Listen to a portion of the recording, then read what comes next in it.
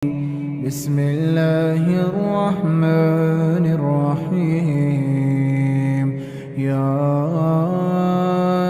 أيها النبي إذا طلقتم النساء فطلقوهن لعدتهن وأحصوا العدة واتقوا الله ربكم لا تخرجوهن من بيوتهن ولا يخرجن إلا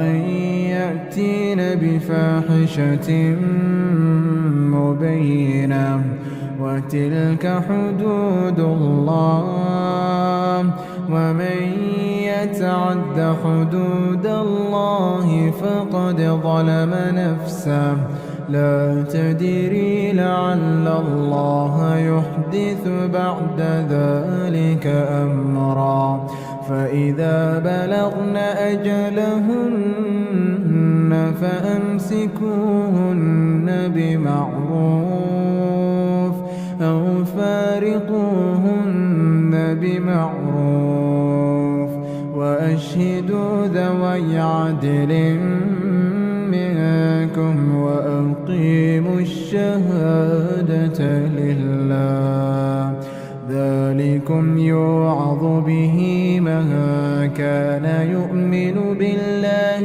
واليوم الآخر ومن يتق الله يجعل له مخرجا ويرزقه من حيث لا يحتسب ومن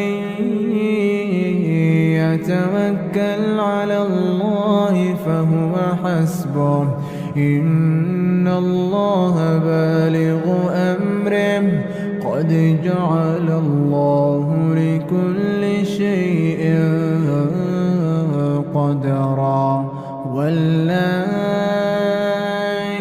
يئسن من المحيض من نسائكم إن ارتبتم فعدتهن 3 أشهر واللائي لم يحضن وأولاة الأحمال أجلهن أن يضعن حملهن ومن يتق الله يجعل له من أمره يسرا ذلك أمر الله أنزله إليكم ومن يتق الله يكفر عنه سيئاته ويعظم له أجرا أسكنوهن من حيث سكنتم من وجدكم ولا تضاروهن لتضيقوا عليهن وإن كن أولات حمل فأنفقوا عليهن حتى يضعن حملهن فإن أرضعن لكم فآتوهن أجورهن وأتمروا بينكم بمعروف وإن تعاسرتم فسترضع له أخرى لينفق ذو سعة من سعته ومن قدر عليه رزقه فلينفق مما آتاه الله لا يكلف الله نفسا إلا ما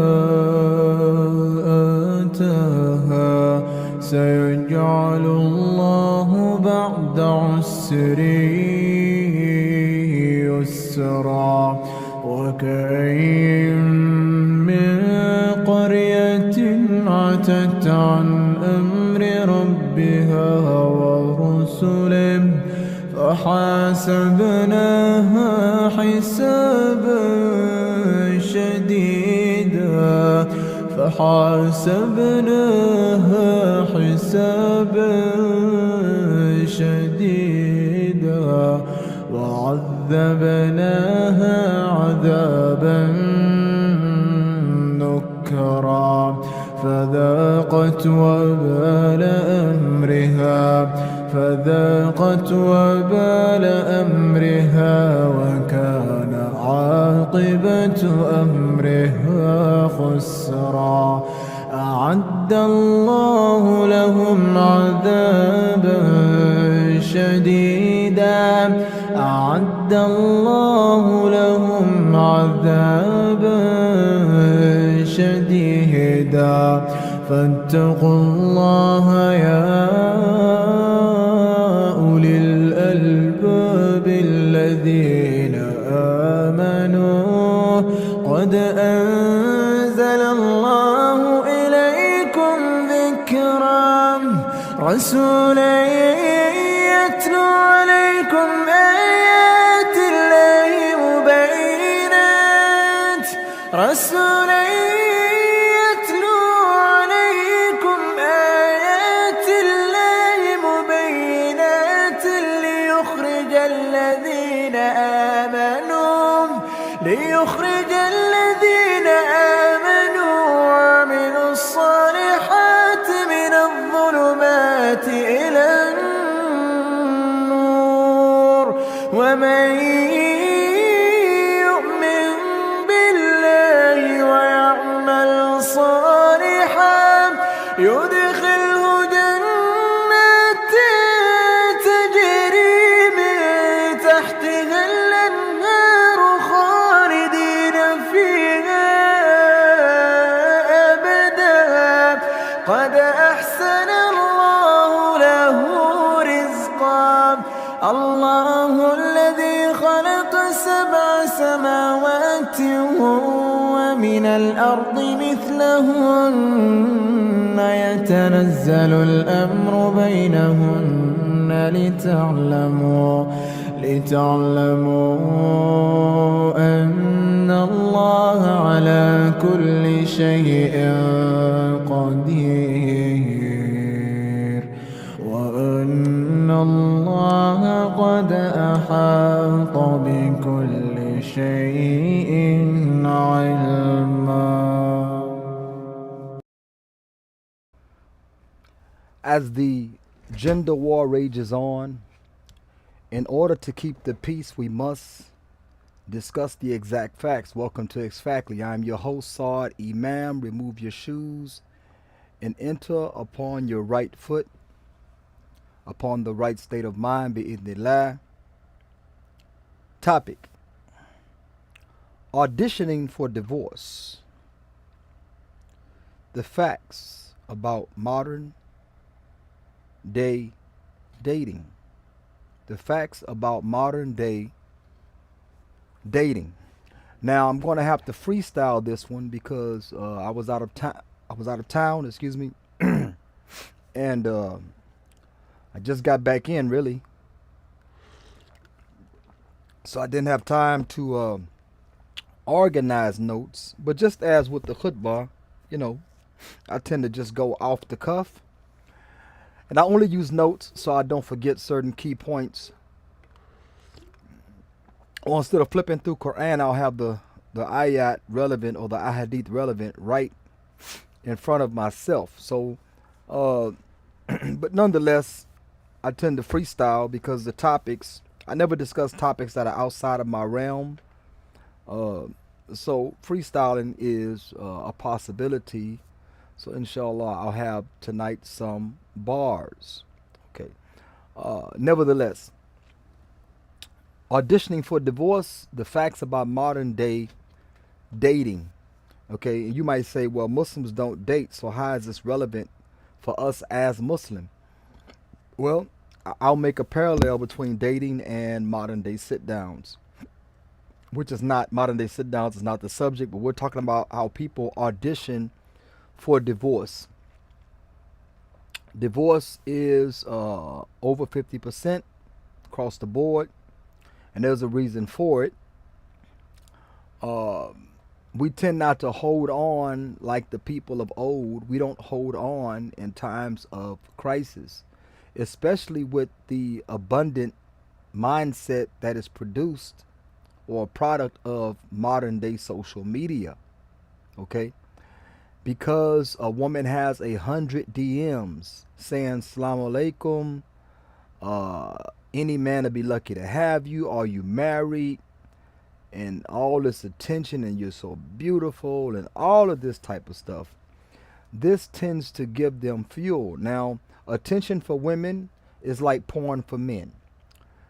When a woman gets that type of attention, the chemicals that are released from her brain, okay, are the same like when a man looks at porn.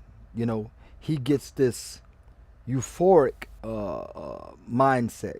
He gets this euphoric feeling. Okay, a woman gets this euphoric feeling. She feel like she is so much in demand, but only her body, only her private parts are in demand. Every "I love you," every "you're so beautiful," every "any man will be lucky to marry you" is not a proposal. And if you're already married, why are you accepting proposals? If someone has actually proposed to you in real life from the masjid or what have you, or someone you know from online, really know them, or ask to speak to your wakil, then you got these randoms that are simping. You want to test them? I'm not saying do this, but many sisters have done it voluntarily. They have tested the pool of this abundant amount of men suiting for them, right? They have tested it. How do you test it? Post haram. Post uncovered. I'm not telling you to post uncovered. I'm saying sisters have posted uncovered and watch all of the adoration. They love you in sin. These men love you in sin. The sisters are going to congratulate you for disobeying Allah and rebelling against Islam. The brothers are going to praise you for rebelling against Islam. And out of all those brothers that praise you, make a match. Match them with who was in your DMs. Watch the shayateen that are in your DMs. They don't mean any good for you. You think a brother that congratulates you from uncovering, you think they actually want to marry you? Not at all. Not at all. That brother has dubious intentions. He wants to smash, dash. He wants to hit, quit. You know what I'm saying? He wants to slip, dip, and all the rest of the terms that they come up with. That's what he wants to do. So just let this be a warning to you. A simp is the worst person on the face of the earth. Simp in Bil Arabi is hypocrite. Munafiq. Munafiq. That's what a simp is. A simp is not sincere. Derek Jackson, simp, not sincere. And women say they like truth and honesty and communication. No, they don't. They like Derek Jackson. They like to be lied to, as long as those lies are culturing their ego, massaging their ego, their hubris. Okay? But away from that, auditioning for divorce, the facts about modern day dating. Now, what's the problem with modern day dating? Well, of course, as Muslims, we don't date. Okay? But we'll make the parallel to the sit downs, the modern day sit downs. Okay. Dating is what? You meet with the person, have a meal perhaps, meet somewhere for a coffee, tea, have dialogue, conversation. Okay, that went well. Now we go to the next phase. Okay, that meeting went well. And on the third date, he did what? On the third date, he shows up late, and he didn't answer the phone the whole time until he got there. He was 15 minutes late. He answered the phone the whole time he got there. He said, my phone had died. I left my charger, so I couldn't respond to anything because I didn't get any messages. My phone is dead. And you say, in your mind, probably talking to some female, So, I didn't find him to be honest. He seemed like a good guy. The first 2 dates went wonderful. I didn't find him to be honest, so I kicked him to the curb. I went on to the next dude. I went on to number 99 in my message, my DMs. And that's the problem. See, we date until, not saying we, I'm talking about human beings, date until they find a reason not to date. They're trying to find a disqualifier. So they date until they find a disqualifier. Then they don't date anymore. They scratch that person off. Okay? It has happened to men. It has happened to women. They're looking for a disqualifier. You marry, and you're going to find many disqualifiers. Your husband may raise his voice at you one day. No, I'm divorcing him. Your husband may come in, late, or he may hang up the phone. You walk in, he hangs up the phone. Who are you talking to, babe? Why? I just want to know who you're talking to. Are you checking me? No, I ain't checking you. I'm just asking. Like, I say, babe, when you're on the phone, I don't ask who you're talking to. So why you walk in the room? Well, I mean, because you put the phone down because I was finished with my conversation. Somebody called me or I called somebody. And the conversation was over about the same time you walked in. There was no abrupt hang up. That hang up was happening. When you walked in, I was doing this. Bam. You know this old school phone, right? Or when you walked in, I was doing boop. Okay? Modern day phone. Hatif as they call it. But anyway, so that's what I was doing. So you put 2 and 2 together and came up with 5. That I'm doing something. Matter of fact, if I'm talking to a sister, that's none of your business. If I'm talking to a brother, that's none of your business. That's none of your business. The conversation, none of your business. In my position, a sister may call me for advice. I'm not finna disclose to you who called me or why they called me. So I can say, well, sister such and such called me. Sister just DM'd me the other day. A series of DMs discussing, khul'a and things like that. Okay? About her situation. Married sister. Okay? So, I don't have to tell you she called. So you could see her at the masjid and say, brother, sister, my husband said you called him the other day. Well, what was that about? That's none of your damn business. And the sister gonna be like, damn, I trust the brother to be confidential. I don't want people knowing about my situation. He pillow talking with his wife. See, that's the problem. So anyway, getting back to dating. Dating, you date until you find a disqualifier. You date until you find a disqualifier. Then you don't date anymore. Marriage has become like that. You marry until you find a disqualifier. You marry until you find a disqualifier. That disqualifier could be losing his job. He lost his job. He's looking for a job. You ain't going to hold it down. He held it down for you for 10 years or 2 years or 1 year. And he lost his job. He said, babe, I finna transition on to another job. So I'm going to be out of work for like a month. Let's cut down on the spending, Well, I told you when I first married you, I like to shop. This is real life stuff. I told you when I first married you, I like to shop. Why should I go without a new pair of shoes this week? A sister actually told me that I like to go shop for shoes. I got a shoe fetish. I'm going to need a new pair of shoes at least once a month. Preferably twice a month. More preferable than that, once a week. I don't understand that. Wa alaikum salam wa rahmatullahi wa barakatuhu. Brother Abdul Wali Muhammad, one of my favorite names, Abdul Wali. Yeah, so you date until you find a disqualifier. And the same with marriage. People are marrying until they find a disqualifier. And then they divorce. Marriage is not honky-dory.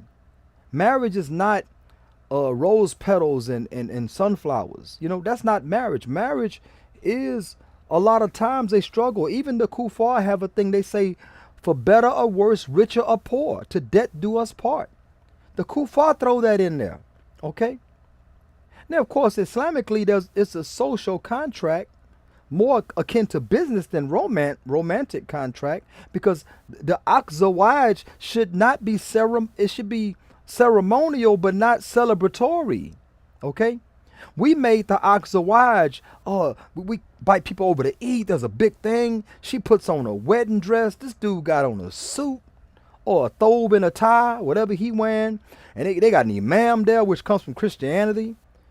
Ain't no imam finna marry my daughter off. I'm my daughter's wali. I don't need no imam. I mean, even though I am imam, sometimes, part time, but I don't need a wali to marry my daughter off. What gives this dude authority over me? What are you, a priest? That's no imam to do. Imam is a glorified witness. Okay, he's just another witness. He's not doing a wedding. Okay. Now, of course, you need a certificate from the masjid. It would behoove you to have him there. If you're going to file that with the county clerk office or something like that. If you're going to do that, then because there are. Is that my son? I heard some noise. But anyway, if you're going to file with the county clerk's office, or you're going to make it official for insurance purposes, or all kind of things, then I think my son's here. I hope he's here because I don't have to hurt nobody. But anyway, so with that being said, marriage is going to have ups and marriage is going to have downs. You don't divorce over a disqualifier. If your husband supported you for all this time and he goes through a hard time, okay, then support him. Okay, support him until he can get back on his feet. That's called marriage. Now, how do you think your next husband gonna feel if he hear that your husband went through hard times, and then what? Your husband went through hard times, and then what? You disqualified him. Oh, well, Allah says you to provide and protect. Well, Allah also said that you honor your husband, you protect him, you act as libas, a garment for him, that you obey him. All of this stuff is in Quran and Sunnah. So when you disobeyed him, did he divorce you? When you dishonored him, did he divorce you? When you left the house without asking his permission prior, did he divorce you? No. So you made all kind of mistakes, and then he disqualified himself by making a mistake. So you went for divorce. You went for divorce. And the same with the man. The woman did something and you disqualified her. So maybe she said a thing or did a thing or behaved a certain way, like someone in your past, and you say, "Oh no, I ain't going through that no more. I'm not going through that no more."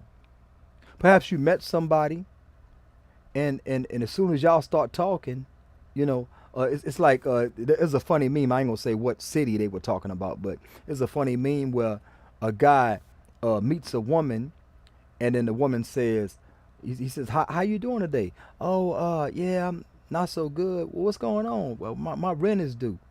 And the guy like, man, I'll make dua for you. Because see, women meet a man, and they think that he's that type of like a good dude somewhat. Then all of a sudden he goes into trick category. He goes into the trick category because he's a good dude. But that slimy, grimy thug dude, they don't tell him about the rent. He's like, hey, when can I come over? I'm saying, when can I come and lay up? And they're like, well, come on over now. And the kids are asleep. That type of thing. But if a dude has any type of positive attributes, all of a sudden, it's like, man, my rent is kind of due. And I saw one story. This is a while back.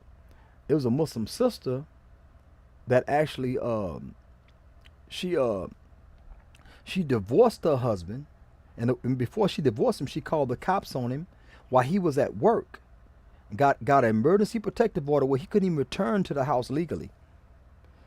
Had his car, dropped him off at work or whatever, had his car. Her boyfriend moved into the house and was in the car. They actually made a video, boyfriend cursing and she sitting in the background laughing, talking about how sorry the Muslim brother was. Some kafir dude. And it's exactly what people are going through these types of days. So when a man is serious, like some sisters are kind of up on game. They like, look, if you got any good intention for me, contact my wali. But a lot of times when you contact the wali, what happens? This will go into the sit down aspect of it. You contact the wali, wali like, okay, brother, sounds all right. I give you permission to talk to the sister. So it's almost like the wali is not even involved. But the wali want to come back when you all decide, when y'all want to get married, how y'all want to get married, so on and so forth. Okay, so the wali is basically just a proxy. He's just a stand-in. But the whole process, I give y'all permission to be alone. I give y'all permission to meet, at this place. I give y'all permission to go to the movies. Well, that doesn't suffice, okay? Because the movies would not help y'all to understand each other. All you'll understand at the movies is that maybe he talks during the movie. Maybe she asks too many questions during the movie. Is he gonna kill her? Are they gonna kill them? Is he gonna kill them? And you're like, shh, baby, just watch the movie. Whatever's gonna happen, gonna happen. I ain't seen it yet. I mean, but do you think he's gonna kill him? So you say, oh man, I can't marry nobody that talk during a movie.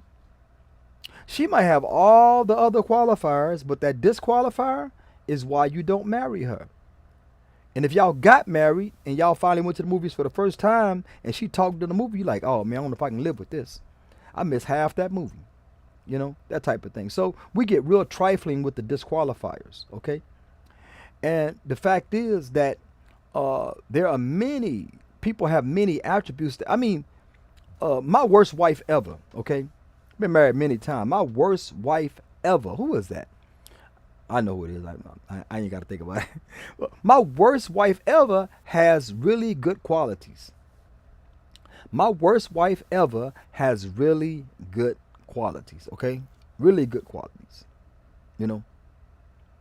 Some of them I'll blame myself. If I lived for them, for their pleasure, I don't have to necessarily displease Allah, but if I live strictly for their pleasure, the marriage probably would be still alive today. So I can blame myself for that. I did not live for their pleasure. You know what I'm saying? I did not live for their pleasure.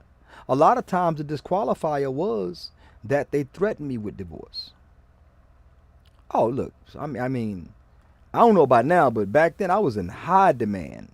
I was in high demand. I think they were selling me on Amazon or something. I was in high demand. Maybe not so much now, but at the same time, like, don't threaten me with divorce, and especially tell me that I'm holding you against your will, and perhaps Allah Ta'ala has something better for you out there. I'm like, I know what's out there because I know the brothers.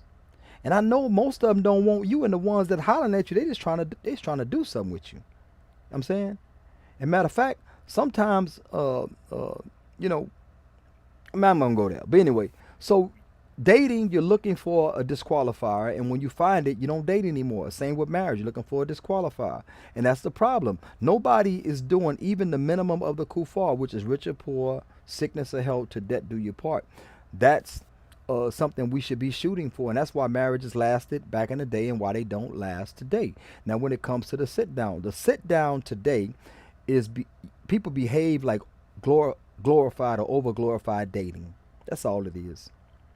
The sit down, what is the purpose of it? The sit down is not something that's found in Quran and Sunnah, but Quran and Sunnah has what's called tariqah, or methodology. The methodology of marriage is firstly visual.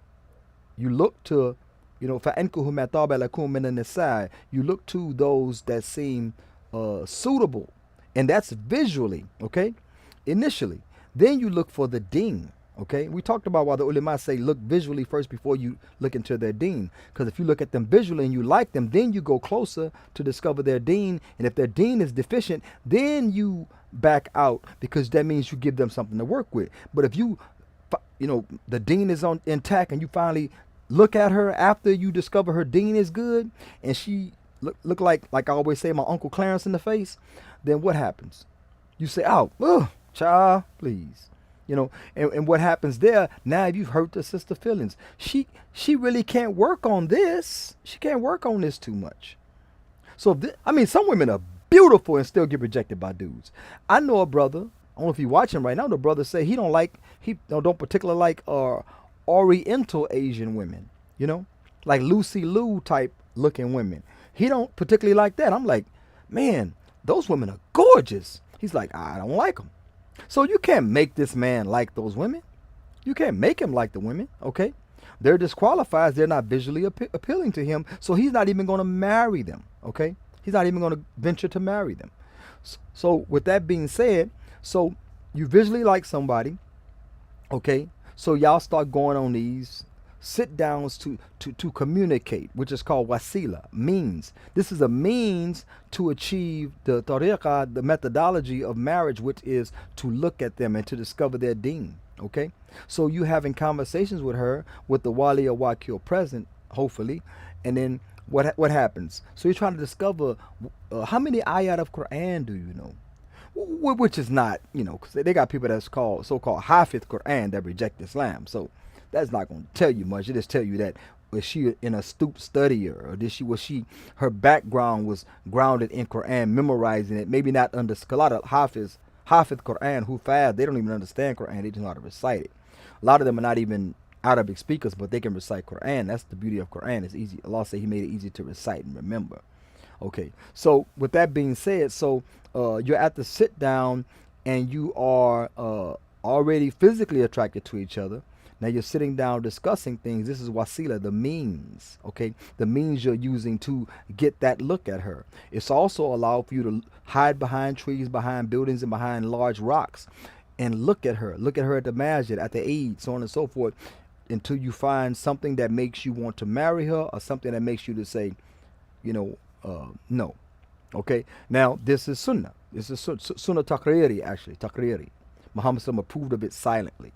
So even with that being said, is that the sit down is conducted in that way, and the sit down can also be called uslub, a style. This is a style of looking, the style of getting to know and things like that. And these are controlled conversations, because I'm gonna tell you something about controlled conversations. People tend, what they say, people send their representative, or people tend to put their best foot forward. Okay, yes, but if you ask the potent questions, a lot of times here I've been interrogated by the MI5 or M6, whatever the hell you call those people in Europe. I've been interrogated for 6 hours by them, trying to fly into Morocco through London. I've been interrogated maybe like 7 times by the FBI here, and stuff like that. So the thing they want you to do is just talk. What YouTube channels do you watch? I mean, what do you do for work? Do you like the Spurs? Whatever. Okay. So they just want you to talk, and eventually you're going to put your foot in your mouth. Okay. But see, me, I don't believe in having more than one face. I'm too broke to afford 2 faces. So I'm just one way. So what happens is that, don't mean I don't make mistakes and sin or whatever. I'm saying I'm one way. I may not sin in public, but if you find out I sinned privately, that doesn't besmirch my character. Or that doesn't mean I got another face. That means I'm a human like everybody else. Just that I don't believe in sinning openly, because if I sin openly and publicly, Allah won't forgive it. And that's in Sahih Hadith. So what happens is that yes, I make mistakes. I'm not active in itham wa udwan, sin, or a transgression.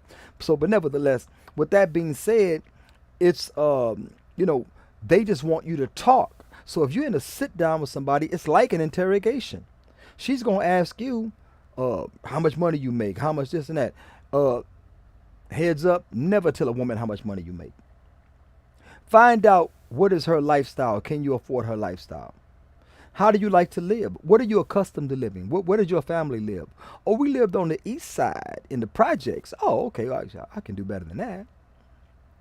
Or we lived in a Dominion where the San Antonio Spurs live. Ooh, child, I can't afford that. You won't be living out there, you marry me. You know what I'm saying? You won't be living out there. But nevertheless, like I said, you want to keep her on the level, the lifestyle she used to live in, or even better, hypergamy, right? You want to do that. So again, you're sitting down trying to get to know each other. She's trying to get to know you. Okay. She asks you, can you recite Salatul Ala, سبح اسم ربك الأعلى الذي خلق فسوى والذي قدر فهدى والذي أخرج المرعى فجعله غثاء أحوى. So You start reciting it, and she said, no, I want you to make some tajweed, make it beautiful. Sabih ismi rabbika a'la, or whatever. So you try to say it as beautiful as you can, and she says, oh, I don't like your recitation. So she's gonna, you understand Surat al-Ala. You studied the meaning of it. You know how to apply it to your life. And then, but there's another person that doesn't even know the meaning of Surat al-Ala, Hafiz Quran, can recite it beautifully, perfect tajweed, and she says, I want this brother. So then she find out that he really don't practice like that. Okay? He really don't not okay, we say both practice, okay? He don't understand Islam like that, so he really can't teach her Islam. He could teach her recite Quran, but he can't really teach her Islam for as like the do's and the don'ts. He goes to somebody else to learn the do's and the don'ts, the shadi, hukum shadi, stuff like that. So again, she's trying to find a disqualifier, and I've been disqualified because I don't recite Quran beautifully. I can learn that. That's not my point of focus. I lean more toward trying to understand Quran, because in the dawah, yes, I know brothers that very cognizant of Islam, and they can recite Quran beautifully as they make their points. And I know brothers that don't have a clue of what Islam is as a mabda, as an ideology, or as siyasa, the how Islam take care of people's affairs, and they can recite Quran beautifully. So that being said, you're looking for a disqualifier at the sit down. Perhaps you sat down, you looked at her closely, she looked at you closely, and it was not all it was. Perhaps she showed up with caked on makeup, and you felt like she's trying to deceive you. Perhaps you showed up, and you you trim your beard a little bit, and she don't like the fact that you trim some of your beard, because last time she saw your beard was fuller. It could be anything. You're looking for a disqualifier, and that's what dating is. And when we handle sit downs like dating, we should already be attracted to each other before we sit down. And once you're attracted to each other, then you sit down discussing the brass tacks, the facts, okay?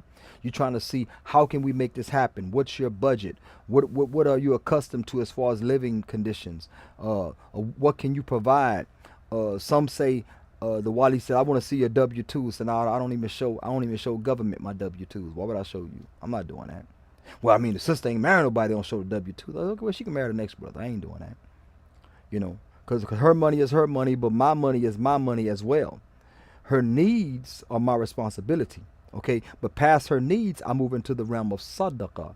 Every dime, every penny she gives me is sadaqah. But all of my money is not her money.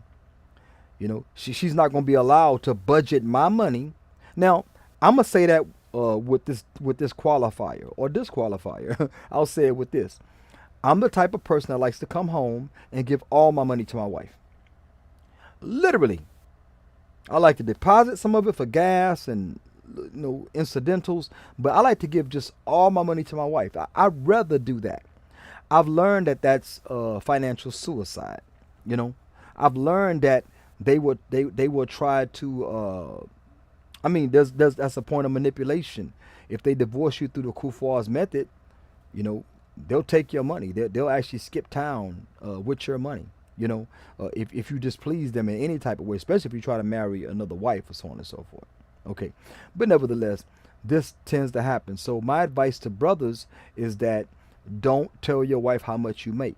Find out what her needs are. Okay. It's like Shadid Muhammad. Shadid Muhammad said, don't always, you're talking about intimate relations. He said, don't always give your wife 10. She'll become bored of it. She'll be like, what's next? He says sometimes you give her 10 on special occasions, but sometimes you give her 5. I'm talking about the levels of romance and stuff like that. He says sometimes in intimacy, sometimes give her 5. Sometimes it can be you come home from work, kitchen counter, you know what I'm saying? You come home from work, it's something simple, you know what I'm saying? And then it's, on the weekend, she goes to Sam's Club or something and goes shopping, and she's coming back, and you got rose petals from the front door to the bed. Women like this a waste. Women love that stuff. You come home just, she likes rubies, the red rubies or the emeralds, or she likes this type of rock.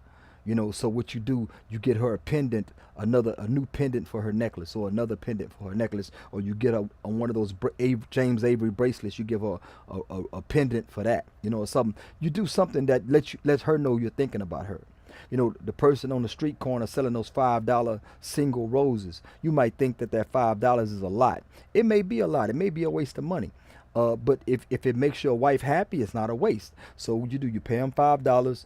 You know, gracias, you know, thank you, whatever. You take the rose, you take it home, and you walk in from a hard day's work and you hand your wife the rose. See, that goes a long way, okay? That goes a long way. Women appreciate stuff like that.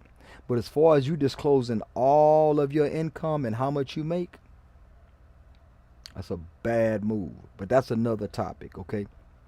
Modern day dating is basically auditioning for divorce. That's why marriages aren't lasting. I know people stay married for they date for 7 years, marry and don't last 2 years. People that this one lady, she said that she with this guy for 11 years, and I told her said that she was basically holding it down and paying the bills, okay? And I told her, she said, well, you know, I mean, we didn't work out, you know. I said, that's not a relationship. She said, well, yeah, we was for 11 years. I said, man, it ain't no relationship. I said, when y'all broke up, he went about his way, right? Yeah, you went about your way. Yeah. Yeah. I said, okay. I said, how did the property get split? No, he took his stuff and I kept my stuff. I said, you see what just happened there? There was no obligation to each other, you know? See, as Muslims, we have an iddah, you know? We have an obligation after we can't just abandon a woman. We got to maintain her for 3 months on the same level. And you might say, well, she can't leave the house. She can't. Well, okay, look, you're divorcing her. So there's something obviously wrong. The marriage has been cut, right? So there's something wrong which made you divorce her. Don't expect her to be a good wife while she's going through the iddah unless she wants to save the marriage. If she doesn't want to save the marriage, you pronounce talaq, and she said, oh, Lord, thank you. You know what I'm saying? You don't want to say the matter. So she's going to take her 3 monthly courses of iddah, or 90 days if she's post menstrual. You know what I'm saying? She's going to take her 90 days, and she's going to use that time to save her money and build herself and set herself up for when y'all not married anymore. Okay? That's what she's going to do. And that's what happens. Okay? So modern day dating, the way it's conducted, and if we can continue to conduct sit downs like that, what's going to happen is that we're going to be doing the same thing the kuffar do, which is being together to find a flaw, to find a disqualifier. We're all flawed. We're all flawed. If I sit down with a woman at a sit down and she don't see me smile, you know, in pictures, and I sit down and I got the platinum, you know, crown right here, you know, on my fronts, you know, and when she sees that, she says, oh, I don't date dude, you know, with grills. Okay, you know, I'm disqualified. Now, eventually I can have this removed. You know what I'm saying, it's that process. It's like you know, it's a process. But anyway, not a long process, but there's a weight that they drop. They drop the weight and it pulls the crown out, because this thing is fixed. It's cemented in with dental cement. So if she doesn't like this and she wants to just weigh my whole life off of this because she don't like it, that's fine. You know what I'm saying? That's fine. I ain't got no problem with that, because see, you're trying to look for someone that you are compatible with. You're not compatible with the one that's not compatible with you. If they don't like something in your mouth, if they don't like something, you know, some Muslims don't like tattoos. I mean, no Muslim should like tattoos. Some women are actually attracted to tattoos, which tells you how fickle women are. Even if they're Muslim, they say La ilaha illallah, they still attracted to a man with tattoos. You know, so you got all that haram on his body, they still attracted to it. And you say you're talking big mess because you don't have no tattoos. I have not a one, not a little one. I'm saying not even my mom's initials nowhere on my body. I'm saying, and that's not why I'm talking mess. I'm talking mess because Muhammad said it's cursed.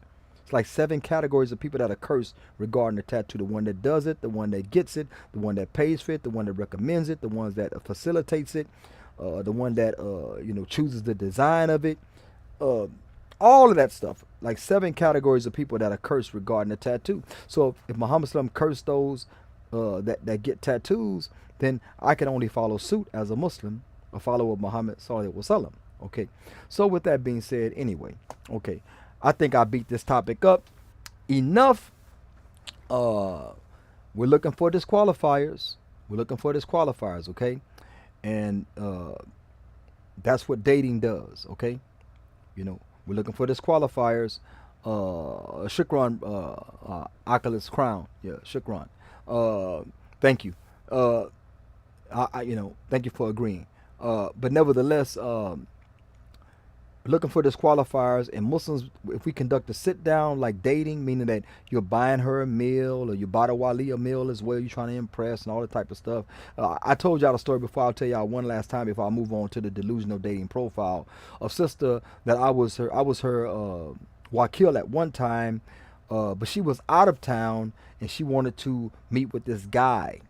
So she said that she had somebody else act as a proxy for me, to meet with this guy. He took her to Red Lobster. Now, if you're from the hood, Red Lobster is considered elegante.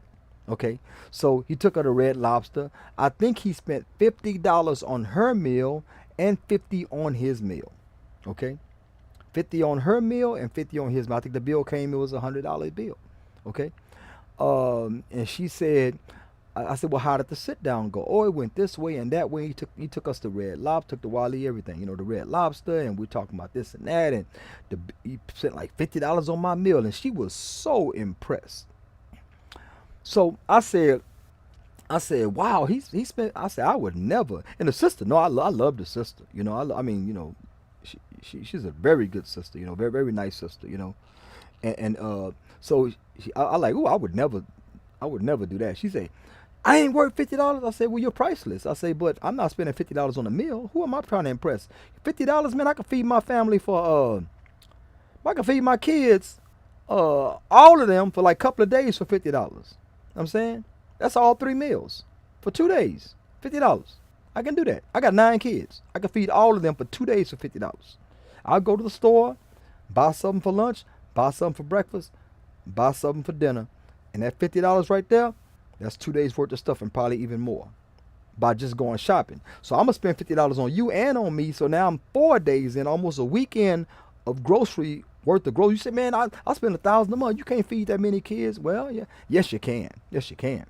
You can. Okay, but nevertheless. So anyway, with that being said, she said that you don't think I'm worth $50. I said, yeah, you're priceless. I say, but this dude's trying to impress you. I said, I'm gonna prove to you it's a waste. I said, are you ready? She said, I'm ready. I said, is that somebody you would marry? She said, no, I don't like him. But she ate $50 worth of food. Scrimps, lobster, you know what I'm saying? Whatever else they got that's in the sea at Red Lobster. I only ate that one time, But I'm saying, like, whatever's there, she decided, sitting down with this brother, talking to him, that she didn't want to marry him for some ancillary reason, okay? But nevertheless, she ate $50 worth of food, And that's the problem with these sit downs. We treat them like dating. She found disqualified. She left the dude. Now, if he called her again and say, hey, let's have another sit down, she ain't finna turn that down. She ain't finna change. I bet you she gonna call her Wally. Look, we on again. I thought you don't like the brother. Oh, I mean, I like that lobster. So it becomes like that.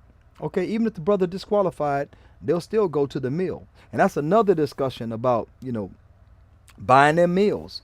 I got maybe I'll do it next week. It's a show I got called Make Sure She Brings Her Purse to the Sit Down. That's another one I got called Make Sure She Brings Her Purse to the Sit Down. Because that's how you know it's real. That's how you know it's real. Anyway, so Oculus Crown says, haven't met a person with tattoos who isn't trouble. Well, that's back in the day, they said tattoos were the ultimate commitment. Now they have laser removal. Back in the day, they said tattoos were the ultimate commitment. Before they came up with laser removal, what did they used to do? You get your boyfriend's tattoo here or wherever, on your lower back, whatever you do. Then when y'all break up, you get it covered. So now it's just a black bar, black whatever, more scar tissue, colorful scar tissue. you know, and that's what they used to do. So now they come up with laser removal. So now they say it was the ultimate commitment. Yeah, of course you're committing. You're committing to putting your mama's name on your ankle, your boyfriend's name on your arm, got a Bible scripture on the other arm, looking like a whole dude, you know, with all them tattoos on. You know, when you leave the tattoo shop, you should go straight to the motorcycle shop, get you a motorcycle, a Harley, you know. And the dudes, they think tattoos make them look, you know, tough, you know. Well, it makes you look unhinged. Tattoos do, you know. But tattoos don't teach you how to fight. I know that for a fact, you know. If you know how to fight, never be scared. Never be scared. Everybody's not MMA. And one thing you can't do in MMA is gouge out eyes, stick your finger in their nose and touch their brain. You can't grab their lip and pull it. You can't grab their testicles and twist them. And I can get real graphic. I bite when I fight. I bite. Not ashamed about it. Ain't no rules, buddy. When me and you are going at it, it's me or you. It's going to be you every time. Better ask somebody. Better ask somebody. But with that being said, that's all I have on this topic. Let's move on to the delusional dating profile of the week. This is Chrissy. Chrissy is 49 and Chrissy likes me. I don't know why. Anyway, Chrissy likes me.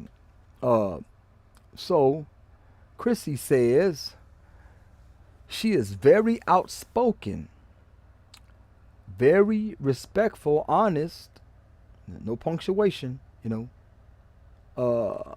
I am a loving person who can get along with anybody. I love to cook, travel.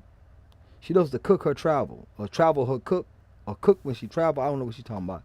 No punctuation, boy. This is, see, they should pay me by the sentence to be. They should pay me by the sentence to be. Okay, with anybody, I love to cook, travel, family oriented, love to cuddle with that special person. Okay.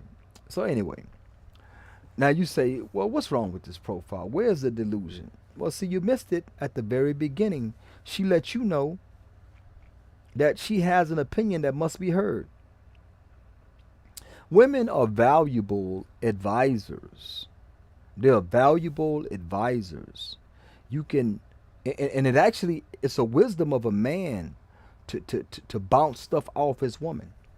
Babe, I'm thinking about buying a Jeep. Think I should buy the Jeep?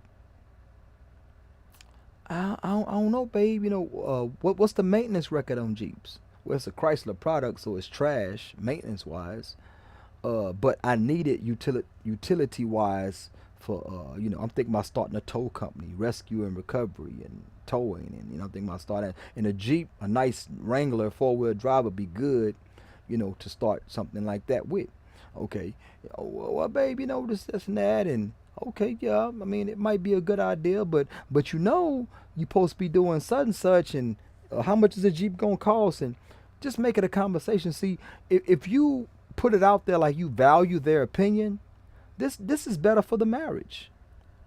If you value their opinion, it's better for the marriage than telling them to shut up and I ain't trying to hear what you got to say. Okay, it's better for the marriage if you value their opinion. So ask their opinion, bounce it off. Perhaps she'll give you a different perspective. Now you can also ask a mechanic.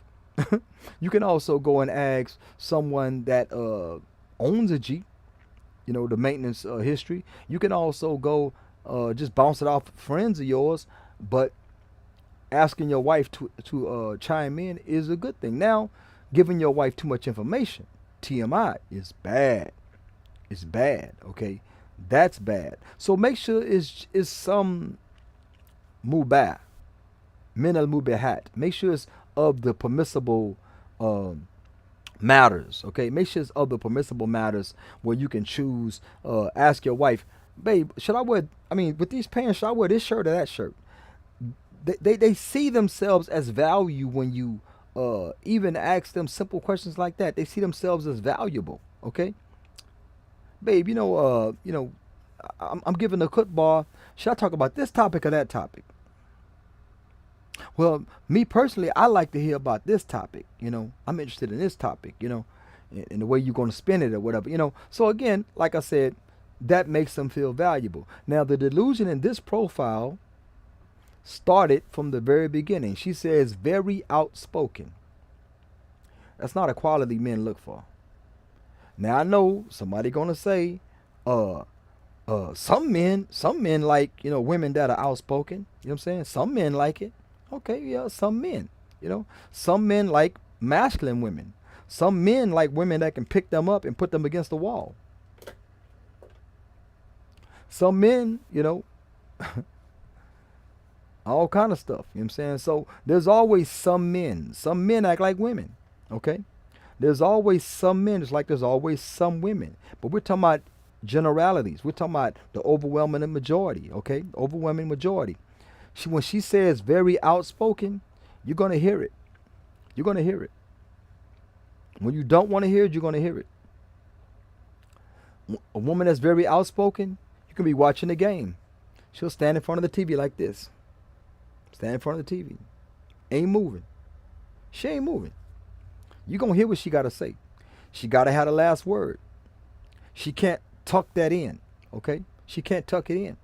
When very outspoken means she talks back. You know what I'm saying? She starts mess. A man ain't trying to hear all that. You know what I'm saying? Sometimes you see things away. Sometimes you are going through a thing and we ain't even on that type time. We don't. You know what I'm saying? We ain't on that type time.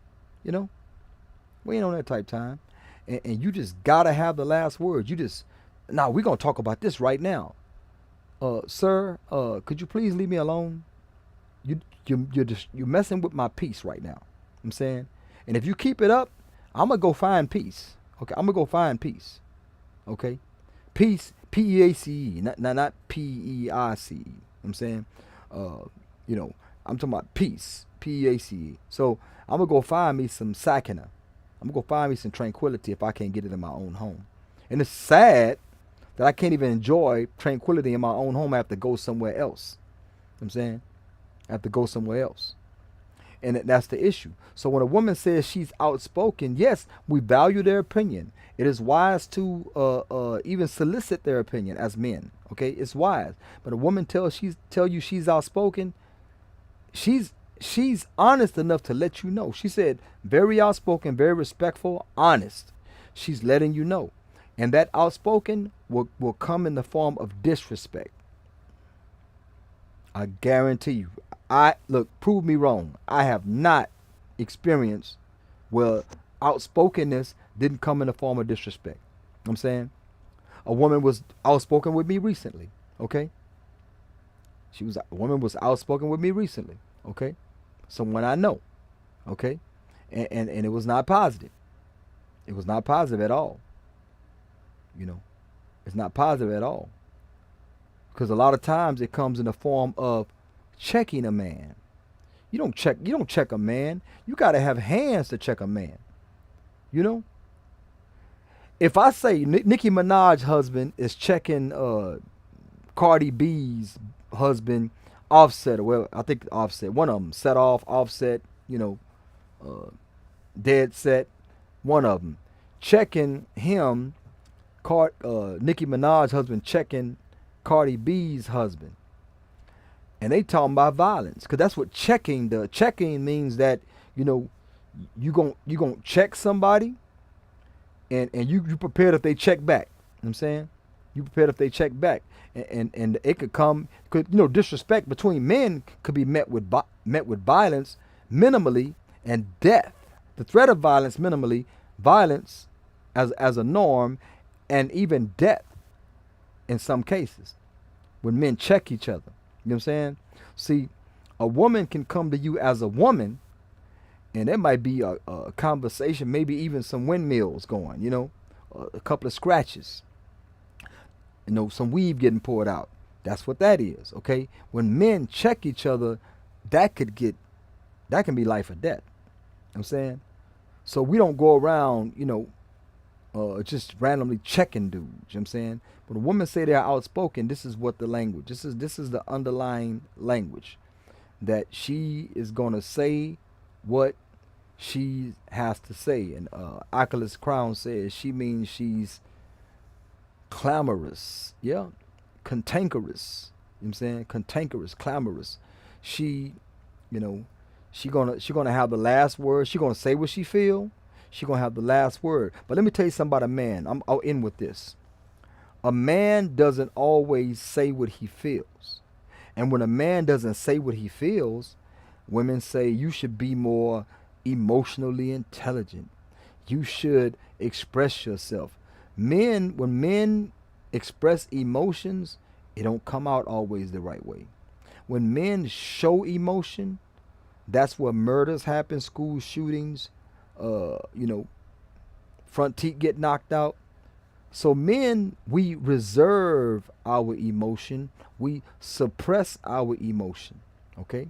We reserve it and suppress it because that's for the benefit of society. Okay? That's for the benefit of society. We reserve it and we suppress it. Stop asking men to be emotional. Emotional for men is not always tears. Okay? Emotional for men could mean somebody is getting rested.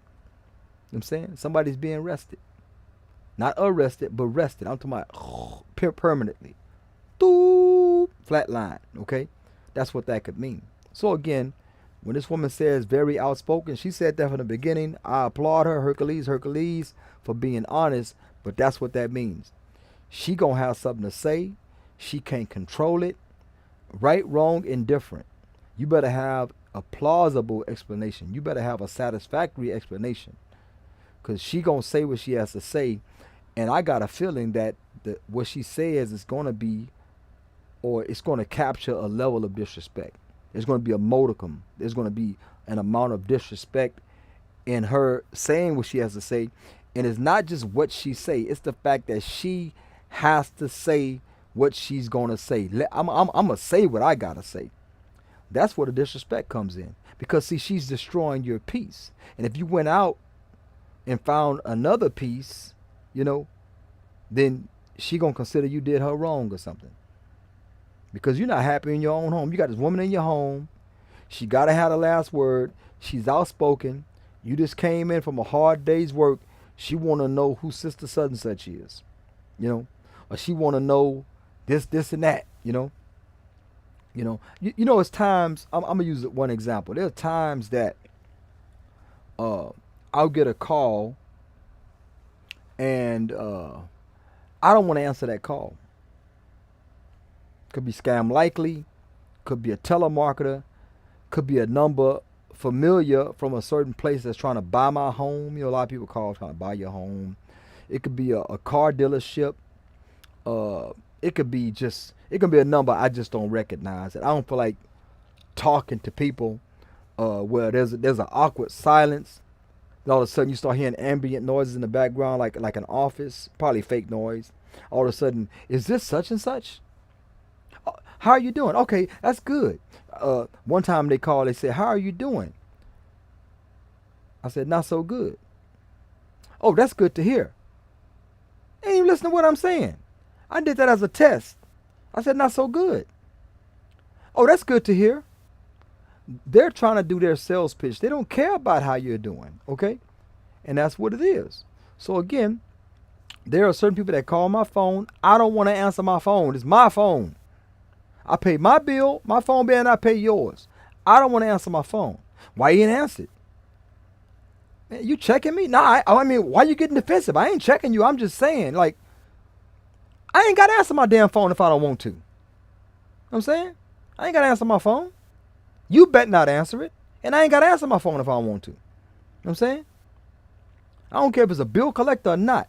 It could be a brother that's getting on my nerves about the same conversation over and over again. Could be a sister getting on my nerves, calling me about the same issue all over again. I said, hey, let's have a meeting. Me, you, and your husband. Let's sit down, discuss the issue, try to solve it. But she just want to call and talk. I'm not your friend. I'm not your friend. It could be anything, a plethora of things. It can be a sundry of things. Okay? But I don't answer my phone, so that's the conversation. Well, you know, but let me just say this. You know, that's when they start destroying your peace. Let me just say this. If there's another woman, then look, man, you can bounce. You can bounce. Because when you gone, I'm gonna watch some Office reruns or some Seinfeld reruns. I'm gonna be straight. I'm gonna be at peace. I'll watch some Family Guy, you know, reruns on YouTube. I'll be at peace. Whether listening to you, that's not your job. Your job is to bring me peace. Your job is to help me produce tranquility in the house. Look, if you can whoop me, I can do 61 push-ups probably right now. Get down to 61 push-ups plus, you know, non-stop. Right now, I can get down and do the push-ups. Some people can do more. Most people can't do as many. Okay, I can do that. I can go outside and do some pull-ups, dips. I can do all that kind of stuff. Okay. Can you do that? No, you can't. So why are you checking me? Because I ain't walking around checking dudes unless I'm prepared. But so you feel like you can check me because that shows good in me. The fact that you feel like you can check me shows good in me. Because you ain't finna, you know, and those women, they got women that check random dudes. Wow. You know, brother Black Mind call that booking fights. They like to book fights for you. Because that random dude might go upside their weave, go upside their head, then they going to call you. This dude just hit me. And I'd be like Chris Rock. Chris Rock said, my mama called me and say such and such called her a B. I'm going to be like, were you acting B? You know, I ain't going to say the word itchy. Were you acting itchy? You know, he said, I don't fight, so I need to know, were you acting itchy? You know, and that's a question. You know, did you disrespect that man? You know, because you had something to say, you want to get the last word. That's all I'm saying. That's all I'm saying. You know, sometime be like a man and reserve your words. Pick your battles, reserve your words, be a source of peace. He'll love you better for it. Now, if you notice, he don't bring you roses home after work because he coming home after work after a hard day to listen to your butt. Okay? He don't stop by, you know, Sam's Club has a beautiful jewelry department. It's a small, beautiful jewelry department. They got some nice rings and stuff up in there. When you walk in Sam's Club, it's one of the first things you pass by is the jewelry department. So you're looking at it and you saying, man, that ring is $2,000, $1,700. My wife would love that. She would love that. Matter of fact, me looking at this ring makes me want to renew our vows. You know, I mean, it's not a kafir thing. Kafirs do it, but there's nothing wrong with Islam pleasing your wife in a non-haram way, okay? So you would say, hey, we're going to invite friends and family over to our backyard or to our living room or whatever. I'm going to rent a hall, or we're going to do it at the masjid, whatever you want to do. Send out invitations or have a surprise for her, renewing the vows. And when y'all talking, I mean, you know, bring in, you know, and everybody, 1, 2, 3, Mabruk, you know, congratulations. Like, what is this for? Her friends didn't tell her. Nobody told her. She walks in, Mabruk, and you give her the ring and said, I love you just as much as the first day. So therefore, I want to just not really renew vows, but just, you know, repeat my dedication and my obligation to you. I want to repeat that. I'm saying you've been a source of tranquility. Allah says, "Litaskanu," to observe or to enjoy tranquility. That's the purpose of marriage. So that's what that is. But if you constantly just nagging dudes because you got to have the last word because you outspoken, you know what I'm saying? You know, because you're so outspoken, he ain't thinking about you like that. You can't make that man. Man, look. It wasn't the time that passed that made him not romantic like he was in the beginning. You were on your best behavior trying to win that man over. Stay on your best behavior and enjoy the gifts. But become that gotta have a last word, finger in the face, you know, talking to him in a manner that a regular street dude wouldn't talk to him, because you know he'll look like a Tesla in the front with no grill if you talk to him like that. But you talk to him like that. And you expect a rose? I'll bring you a handful of thorns. I'll bring you a bag of thorns, but you'll get 12 thorns, but never a dozen roses. This is all I'm saying, okay? And that's what that brings to mind when she says very outspoken. Seems like a pretty nice lady, but she says she's very outspoken, and that's my experience with those that are very outspoken. They got something to say, and it's never positive, and it doesn't benefit the marriage. That's all I'm saying. I went on a rant, but Oculus says, Crown says, we have to be that way. Yeah, yep, yep. Man, look, man, look, I got a lot of simp qualities. I tried to recover. I tell people I'm a recovering simp. I got a lot of simp qualities. I'm a type of person that it's been a while because I've been with a woman that's not frugal. She's not thrifty. She don't believe in saving. She likes to spend, spend, spend. So so you make money and it's gone. You make money and it's gone. And she's not really frugal like that. But nevertheless, there was a time before this that like I would be out somewhere, like I said, going to Sam's Club. They have a really nice small jewelry department. Walaikum salam wa rahmatullahi wa barakatuh, Sister Amina. So I walk by, the first thing I see is this ring. This ring is like $2,000-$3,000. I say, man, my wife would love that ring. She would love that ring. I'm thinking about the smile, the joy. It's going to last a week. I mean, it might last a month. She'll look at it every time she look at it. Every time one of her friends say, girl, that's a nice, she say, yeah, whatever. So that's all I'm saying. It's a waste of money. Diamonds are trash. Diamonds ain't worth nothing. They made to cut. It's like a tool. You know what I'm saying? But you buy it because women, Allah Ta'ala says in Quran that this is a creature given to trinkets. Women like trinkets. Okay? Women like trinkets. Buy yourself half a heart, half a broken heart with her name on it. Buy her a half a broken heart with your name on it. You're not, man, look. Every time she in the mirror, she see that, she gonna smile. She gonna walk up. Babe, come here. I love this necklace. I love this pendant. It's simple. Women are simple like that. Okay? But see, men are simple too. Get on his damn nerves. Kobe Bryant bought a couple $1 million ring. That ring was like a couple of $1 million, whatever. He got clowned. When he cheat, Muslim men can't cheat. I don't know what vows he made, but Muslim men can't cheat. But I guess he made some silly vows of monogamy, whatever, as a kafir. And he slept with that, several times, but he got caught with that white woman that he anally, violated, voluntarily anally violated. And he bought that big old ring, and I'm sure he bought other gifts too. Like, man, what a waste of money. What a waste of money.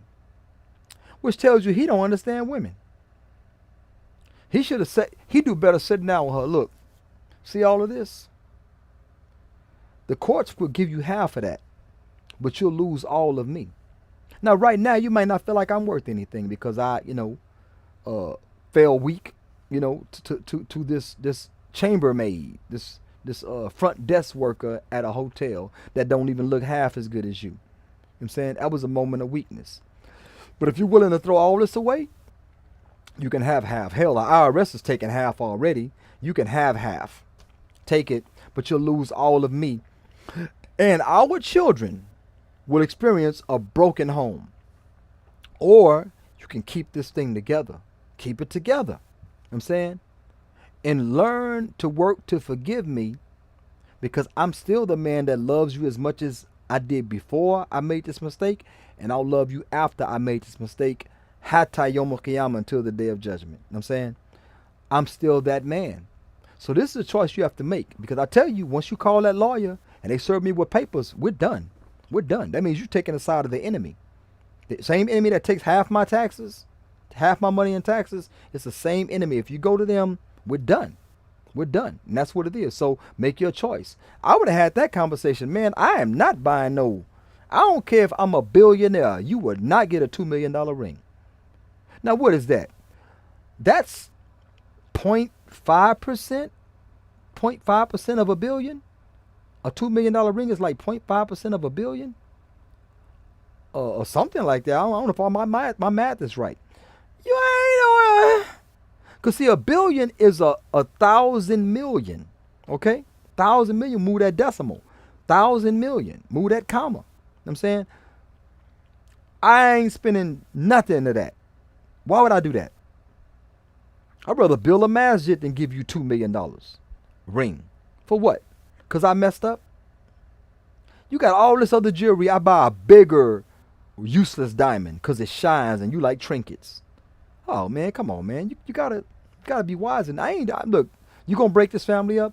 You gonna produce a broken home for our children? Weren't you happy before you found out what I did? Weren't you happy? Yeah, you were happy, okay?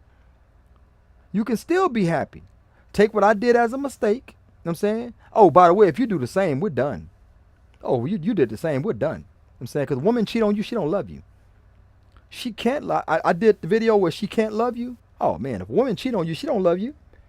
She can never recover because women only cheat with dudes they see as an option to leave you for. So if she cheat on you, she done, okay? But you can, but a man, just as who said that? Man, I think it was Andrew Tate or one of them said, he said, a dude, and this is true, women need to know this, a dude can walk out of a hotel. Martin Luther King come out of a hotel, just had relations with, where he makes with Caucasian prostitutes, you know, female. He just come out of a hotel, FBI getting pictures of him and everything. He come out of a hotel with a prostitute, okay? And he don't love Coretta Scott King any less. They say you could hook a man straight out of a hotel with a woman that's not his wife, hook him to a lie detector test, a polygraph, there's no such thing as a lie detector, but a polygraph, and ask him, do you love your wife? Yes. Do you love your family? Yes. Do you love your children? Yes. Do you love your wife any less after being with this woman? No. Ask him this. I'm going to add something to it. Do you love your wife more? Yes. Do you feel guilty about what you did? Yes, I do. You know? Was it a time of weakness? Yes. Okay. Was it something you was trying to do to we trying to hurt your wife? No. It's Patrice O'Neal. The late Patrice O'Neal said, cheating is going out to find some happiness away from your wife. That's what he described cheating as. Going out to try to find some happiness away from your wife. He said cheating is for you. It's not for me. Cheating is for the woman, not for me. That's what he was saying. He said the reason I was deceptive and maneuvering and being, you know, elusive and not telling you where I was and making sure my tracks were covered is to save your feelings. It's to save your feelings. You know? So, I mean, these are kuffar, of course. I'm just letting you know how men work. So if a man want to marry another woman, it ain't got nothing to do with him liking you less or him loving you less. That's just in us, and we will love you more if you stop being a butt about it. If you stop being an obstacle, we will actually love you more. We will love you more, but you don't see it like that. Women overseas, out of Pakistani, whatever, they say, well, when a man marries a woman, it clearly shows a deficiency in a wife. You're deficient because you're a woman. I don't mean to be, you know, offensive. I'm saying you're deficient because you're a woman and we are men. There is no woman that can satisfy a man. Some men settle for one woman. Okay? That didn't mean that when they see women, when men are really visual, we see these women, and because society is out of whack in Muslim countries and in Kafir countries, we tend to see things we shouldn't even see. We see things we shouldn't even see. So we're seeing naked women in Walmart. I don't like going to malls, Walmart. I don't like going, man, look, I don't want to see that stuff. This one brother used to always say, we should have Eid on the beach. We should have our Eid celebration on the beach. I said, man, there's beaches on the beach. I don't want to be around, I'm celebrating Eid. I don't want to be around a bunch of beaches on the beach. I was telling him just like that. He's always, you know, I was the imam of the masjid. So he's like, Hey, we need to go to the beach. I said, man, I'm not going. I say, if I go to the beach, I'm going to look. Why would I put myself in that situation? That's like going to the strip club to read Quran. That's stupid. It's really stupid. You know, that's really stupid. So with that being said, you know, that's just something to throw out there. Look, you want to endear yourself to your husband. Stop being a damn headache. And if you can't not be a headache, then find you a Miss Yard type marriage where he stays where he, like I call them astronaut marriages. He stays where he stays, you stay where you stay, and y'all get together to make the juice. He pays you an allowance, and y'all get together to make the juice. Tolerate each other for that time where you really are craving one another. Go out on dates, go to the movies, do all this beautiful stuff, and don't ask him where he been and who he's with. Enjoy your time. Enjoy your time. Or you can make him miserable, and the divorce rate will continue to skyrocket. Oculus Crown says, it is. I saw a ring, princess cut, perfect 7 for my wife. A week later, she got mad at me and then threw the ring at me. Yeah, bruh. You say a week? Yeah, see, a week. Yeah, a week. Now, I'm not even going to ask you how much you paid for it. But I'm going to tell you, in your nature, you regretted paying for it. Yeah, that's the Kobe Bryant effect. Kobe kept his wife. You know, Kobe kept his wife. He paid, bought the ring. I'm sure that's not all he did. He probably bought the ring and had the conversation, I'm saying, with her. He probably bought the ring and had that uncomfortable conversation with her, which is, you know, women don't like honesty. They like fantasy. All them fantasy shows and stuff like that are all made for women. You know, they don't make those shows for men. So women like fantasy. But if you sit them down and say, look, I messed up. But it has no bearing on how much I love you. Matter of fact, if you forgive me, I'm going to love you more. I never thought it was possible to love you more than I loved you. But if you forgive me and act right, if you forgive me and keep this family intact, you know what I'm saying? And if you want some payback type stuff, we done anyway. You know what I'm saying? We done. If you want some payback type stuff, we done anyway. If I suspect any type of payback, we're done anyway. And yeah, that's a double standard. Because we men are biological. We're biological men. You know what I'm saying? We're not trans whatever, okay? We're biological men, and biological men cannot forgive you for cheating. We just can't. Any man that say he forgave you is lying through his teeth. We cannot forgive you for cheating. Sorry. We cannot forgive you. You've done. You know what I'm saying? You done. You can't love us. You any love you had for us or whatever you said when you cheated, because you cheat because the relationship was over. Then you decide to change your mind and come back. Oh no, you're done. Anyway, my rant is over. That's all that I have. This woman right here that's very outspoken. Yeah, she'll give you a headache, man. She'll give you a headache. You know, write a diary. You know, I mean, not a diary, not a dowry. Write a diary, you know, write whatever hell that, you know, whatever book y'all be writing in, diary, I guess you call it. Write in the diary, you know, put down your thoughts, share your thoughts with yourself, you know, I am not trying to hear that. I ain't trying to hear none of that. Let me see, what the brother, he said, absolutely, he said, Oculus Crown says it's wild because I thought about doing this very thing today, living in separate homes. Yeah, a lot of times, in order to keep the family together, you have to be apart. You know, you got to go into, no pun intended, truck driver mode. You got to go into, you know, I call it astronaut marriages. You're floating in space, she's floating in space, and every so often y'all come together for a spacewalk. Y'all come together for a spacewalk or a mission, a space mission. And I'm going to tell you, absence make the heart grow fonder. She'll really, really miss you. Babe, I mean, we tend to get along. We on dates. Let's move back in together. I said, nah, you still got that same attitude. I'm trying to keep us together, see? Keep us together by have us missing each other. That's how we stay together. We need to miss each other, because when we're together, we start to take each other for granted. I take you for granted, you take me for granted. It's not working. So let's stay apart, because when I'm away from you, I miss the mess. I can't wait. You see the passion we have? You know what I'm saying? We almost look like we're about to fight when we meet each other.